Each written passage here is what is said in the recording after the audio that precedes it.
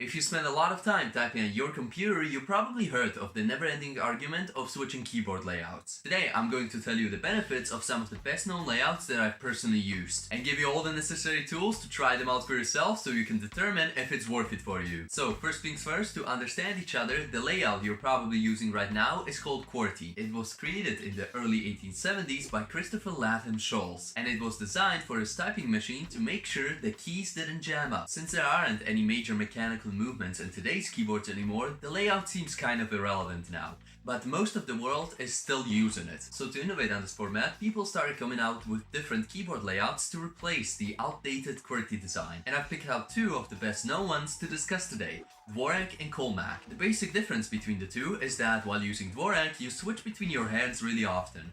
And when using Colemak, you type most of the word with one hand and then finish it off with the other. I personally started off learning Dvorak about a year ago now, but after the few weeks I quickly discovered that the switching hand thing wasn't really for me, so I gave up. About a month ago I saw a few YouTube videos talking about this topic, and I thought, oh, why not give it another try? So I went for a fresh start with Colemak, which promised to be way easier at the beginning, due to most of the keys being similar to QWERTY, which I was used to before. So after convincing myself to start again, I went searching far and wide to find the best website so you can teach this layout to yourself. So here are my recommendations. When you're starting off, the best website you can use to learn the basics is going to be Jungle Type. I really like that it goes over every single key one by one with you, and it even teaches you all the punctuation and numbers. It also sets a desired BPM and accuracy that you must hit before leveling up. The second one I would recommend for beginners is Qwerty. I started using it when I was learning for the first time. I like that the site automatically switches your keyboard layout, so you can try out all the different layouts available and see if one of them piques your interest. Again, there are levels on this site where you unlock more and more characters as you go on. Next up, we got KeyBR. I would use this one if you are struggling with a few specific keys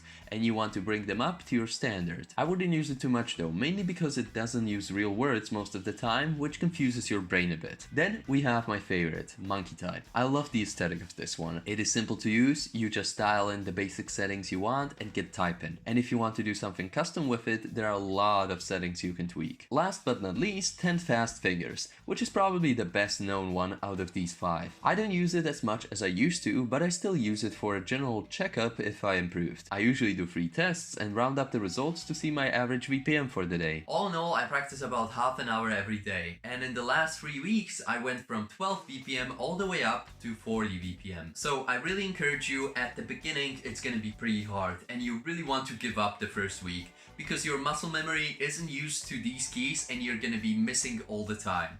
But don't worry, it gets better. After about the first 10 days, it clicked for me and my brain started to get used to the new layout. And now it's an amazing feeling that you're not even thinking about typing anymore. You just do it. So hopefully you enjoyed the video and I will see you next time. Bye bye!